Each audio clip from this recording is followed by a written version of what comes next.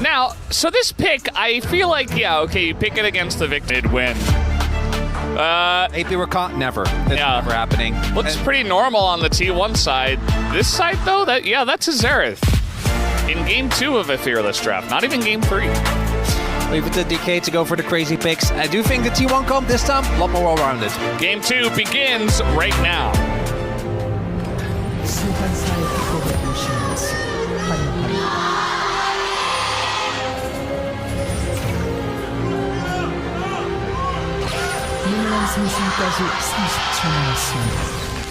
Like Victor, it always feels like a Cold War race for who can have the most range. And outside of Hui, Xerath is basically the poster boy of having an infinite effective range. Really hard to get on top of him if he positions well for the T1 composition. It really is oh, that's not great. But Lucid is also just straight up trying to look for a level 2 play here. He is quite... Oh, nice. Gets the bait out there. And the problem with being Xin Zhao at level 2 is that you don't actually have access to your best skill in a duel. You don't have Q. And then also, Wukong has both extra armor and his smash, which basically means that you're not winning that 1v1. And Owner does have to peace out. I don't think it's that bad, though, for Owner, because he doesn't really waste that much time. Lucid actually spends a lot of time walking back and forth. So, I have to see what the repercussions of this are in the long run. But if Owner crosses over and then gets matched, and Barrel also rotates, things could get a little ugly. There is, of course, a man advantage for T1 because they have Keria and Guma towards the bot side here. But even if Lucid can just steal a camp, like Owner's on vision, they are aware that this is happening. Are they going to collapse on him? They don't know the Barrel's here just yet. Owner's not in the brush. Barrel's also level 1. Now they know. And he's just going to kind of run and look at him. And he's like, yeah, I'm level 1 Rakan. Is he? Oh, he's going to try. Okay, good scryer there. Yeah. I think Lucid might still try to steal it. And Owner's going to pull it out. He's a level down. Owner's level 3. So I don't know about this one, DK. Yeah, you're not really getting a whole lot done. And Showmaker also backed. So, yeah, okay. A lot of waiting around just for T1 to get a very nice advantage here. The reason Lucid isn't level 3 is because of that one Raptor he missed. So if you look at the experience bar, it's very close. He's not that popular at the moment, so he doesn't get quite the same buffs. You know, maybe if Showmaker pops off, he gets played a bit more and can push it in that direction. This lane stayed here, framing quite nice. As it is pushing into him, he's denying a lot of CS from Doran, in this case, his lane opponents, Corki versus Cassante. But yeah, all the grub's going to go over to T1 this time. Objectives early looking a lot better for T1. Able to get both a dragon as well as the first 3 grubs. Not a single one found there, and Lucid still playing from behind. Doesn't have 6 yet. He's not as far behind in experience as he was before. So I imagine him and Owner will hit it at around the same time, although I think Owner, with the blue buff being taken, might ding, and Lucid, just Krug's not going to do it. He's going to have to at least also clear his Raptors. Might be a window here for T1 if they want to go aggressive. He's making his way up top, and do I see the ultimate is ready for him. Lucid pathing away. I don't really think you can dive them, though. Yeah. Like, it's Rumble. Diving in 2025 as well? Well, that. And it's Rumble. If he can just ult the wave. And it seems like they're also like, yeah, no, I'm... Maybe just covering for a possible gank could also be the angle here. There's not a whole lot happening. You know, there's not a lot of camps right now. Okay, we're going to have a bit of damage coming in on Shu. That's more than half his health. Taken down. Lucid is here. Owner spotted. And Shu just holding on to his ult, just in case. Might use it here, but we do have Showmaker making his way up. Nice. I should say. Just ready to ult if need be. Look at the vision control here from T1. And in last game, felt like Keria and Owner were never really on the same page. Didn't see And they're still going to be somewhat forced to, again, with the rest of the champions that they have. But I think that particularly, like, both Wukong and Rakan are quite good at going in, baiting out, and then weaving in and out of the fight again. That's a lot of damage. Yeah, Lucid, though, is here. They're turning this one around. It was a bait all along. First blood given over to Lucid, and they want a bit more. Beryl getting pretty low. Owner, he says, this is my kill, but Beryl's going to get away. Meanwhile, we got the bailout here. Lucid looks like he will get the kill and deny the bailout. Can he actually survive, too? That would be insane. They all survive after that. Unbelievable. Never will reach 60% plays all the time, Valdez, as not only do they get the first blood, but they get 2 kills on the Wukong. Yeah, it's Trinity Force done. He is... Not bad. Yeah, this is getting pretty crazy for this Wukong. And as you mentioned, the first blood as well. You know, you got Mountain Soul on the cards here. You get a fed jungler. You get a chance now. They did a lot of damage to that top turret. Oh, Did you? If that harpoon hits. Yeah, the blue trinket, nicely done there by Faker. Not trusting, and look at the amount of vision that's available for T1.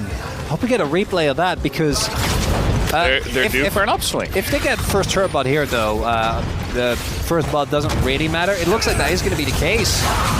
I mean, they're going to dive Doran here, but he is Cassante. Doesn't matter. The damage, yes, it is stacking, but first turret blood goes to T1, so they get the feats of strength on their side.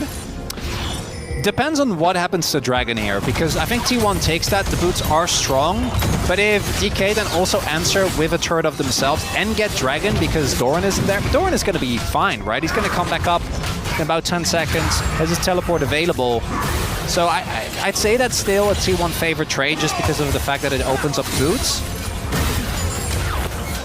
And unlike last game, I also don't feel like they had to kind of weather the storm against the poke. Well, kind of played out as half poke, half. We saw a lot of spares, but with the solo laners getting fed, it was not just that.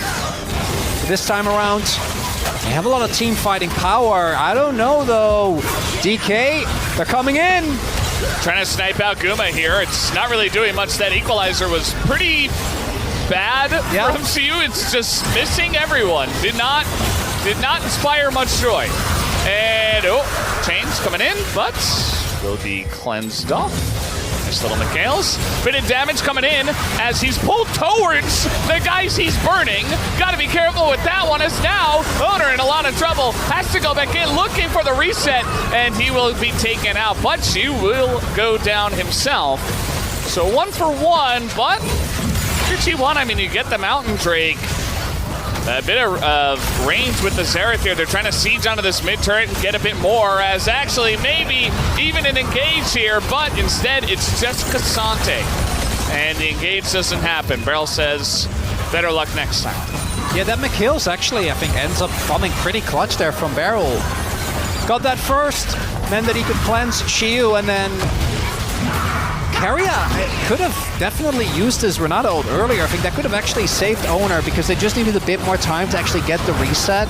And it is with Xin Zhao, if you can get into a longer fight with your heal on your passive as well as Sundered Sky, you can really survive a lot.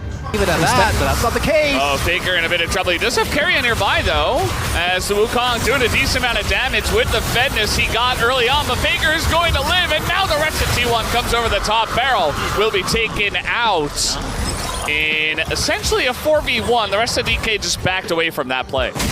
So that the reinforcements were there, and they wanted none of it. And this time, T1, that's a classic as well. Faker in a position where it looks really like good to bring us to a game number 3. Doran might be in some trouble here, but even if he ends up going down, I don't think it means too much. Oh, Shiu trying to beat him into this fight. Doran, this time it's a nice equalizer. He's burning the whole way through, but it's Cassante. Here comes Lucid, and he kind of messes up the angle. Doran's just gonna maybe run this one off aiming. No, not again. He's gonna flash forward, and he's gonna bait Lucid into it. Lucid is so dead. as eventually he does be taken out as T1, they get a big win in that pick, and now they'll look for Otacon. And that's a Doran special right there. I thought he was dead. Clearly DK thought he was dead as well. And the overchase ends up costing them dearly as now T1. Not only did they get those kills, but also Shield doesn't have ults. As Otacon feels like it might be a done deal. Doran's still alive. We'll see if Showmaker and his buddies can turn the tide, but with the zone control, I don't think that's happening. He's going to just have to try to get in there and go for the steal. They are looking to take out Guma, but he's just not that weak. And now he's got the buff. The rest of T1 thinking about going in. They're just going to back away from this one. Actually, a TP from Faker will be denied, so kind of odd positioning there, but he's going to back away. And T1 get away with the buff, and we'll look for another push. Really big win for T1. And yeah, DK, I was about to say, you gotta hightail it towards that dragon. You cannot give away the Mountain Soul. Shiu doesn't have his TP available, but neither does anyone on T1 have TP. And now they might lose Soul for that, and that would bring us to, I think, almost guaranteed game number 3, Valdez. Yeah, I'll have to wait and see how this one does play out. It's still at least an even gold state, so maybe there's a fight that DK can take. Lucid, though, spotted on the flank. And get the dragon. The problem is that you don't actually kill anyone. There's no TPs. I think T1 should just send it. I mean, you've got the buff, right? You've got the res. Lucid spotted. He's ulted away. He's not able to get in range. They don't even commit to this one, DK. As, yeah, just going to McHale's to slow off, and DK back out of that. So Mountain Soul over to T1. No Baron, and I mean, at least for DK, maybe you can kind of just wait out the timing as Faker's just kind of the map. So really, the onus is on DK to try to check it. But they can also keep trading health bars, quote unquote, because they have the shield. So you can see, as long as you use that, it's going to be really hard to win. There's another TP. This time it's Faker. I mean, the flanking Victor, not as crazy, but Owner's getting in there. He's really making this happen, as now the flanking Victor trying to burst out Showmaker, and that he will with the help of Guma. They get a couple of kills, and Guma will survive as well. And so I guess that flanking Victor was pretty good after all. And Lucid Can he here. even kill Doran? He has ult. Oh no, sorry, his ult just timed out. Yeah, I guess he's got Corki. Okay, that's a nice little pick. Doran's just gonna get picked for free. Yeah, they have Cleaver. Good enough. Corki is his passive. They're able to get through him. That was definitely one of the most proactive Victor plays I've ever seen. I do appreciate that. TPing in, flashing over Yeah. call, getting the Mega Storm, and they'll get Baron, but who cares? They further solidify the gold lead. Take a bunch of crucial cooldowns. Like, no okay, flash. kill Showmaker, he's out of position, he has no flash. So nicely done by Guma and Faker there. T1 clearly tightened it up after game number 1. The only way they lose is if they... Oh my god. Nice equalizer, but that's a Xintao. So not really amounting to too much. See you now in a really rough spot. Just totally caught up. Feral as well just joins him. He says, I won't let you go down alone. Lucid just spinning in the back line. As meanwhile, Doran is just diving. He is Cassante. He's like, okay, turret changes, whatever.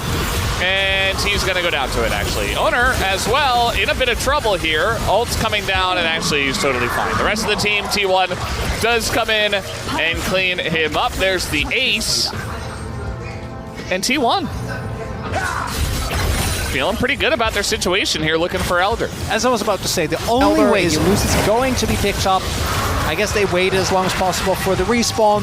Or I'm not sure if it was the respawn or if they just want to have the buff for as long as possible. Aaron and Elder uptime. But